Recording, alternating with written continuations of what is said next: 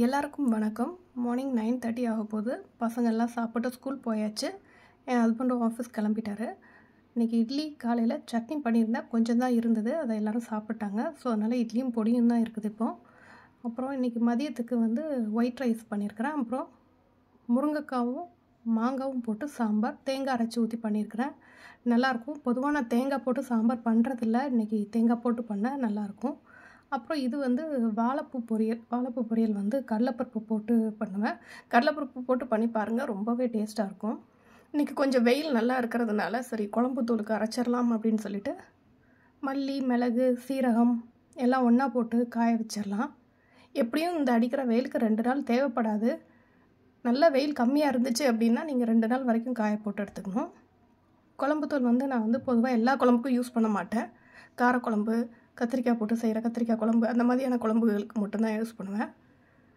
குழம்புத்தூள் ரொம்பவே டேஸ்ட்டாக இருக்கும். காரக்குழம்புலாம் ரொம்ப நல்லா இருக்குங்க.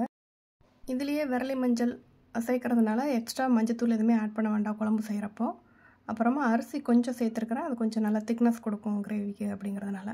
அப்புறம் மிளகாய் வத்தல் எல்லாம் சேர்த்து ஒட்டுக்கா ஒரு மேட்டு விரித்து நல்லா காய போட்டேன். இது ரேஷனில் வாங்கின பச்சரிசி நல்லா தான் இருந்தது. சரி கொஞ்சமாக எடுத்து அரைச்சா இடியாப்பத்துக்கு மாவு காய்க்கிடுமேன்னு சொல்லிட்டு சரி அதையும் கழுவி காய வச்சிடலாம் அப்படின்னு சொல்லிட்டு நல்லா அலசிட்டுருக்கிறேன்.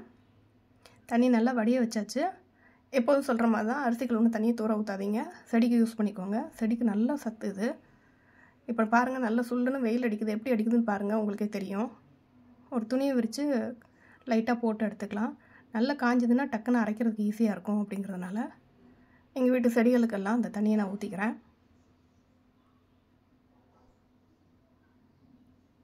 பாருங்கள், ஈவினிங் வரைக்கும் நான் வெயிட் பண்ணுங்கள். ஈவினிங்குள்ளே எவ்வளோ காஞ்சிருச்சுன்னு. ஒரு நாள் கூட ஆகலைங்க, மதியத்துக்கு மேலே தான் நான் போட்டேன். சாயங்காலத்துக்குள்ளே இவ்வளோ சுக்காக காஞ்சிருச்சு. இதை எப்போவே கொடுத்து அரைச்சா கூட நல்லா நைஸாக அரைச்சி கொடுத்துருவாங்க. பாருங்கள், கருவேப்பிலெல்லாம் எவ்வளோ வாடி இருக்குதுன்னு. அவ்வளோதாங்க, போய் அரைச்சிட்டு வந்துட வேண்டியதான். இந்த விளாக் உங்களுக்கு பிடிச்சிருந்தது அப்படின்னா மறக்காமல் நம்ம சேனலை சப்ஸ்கிரைப் பண்ணிக்கோங்க.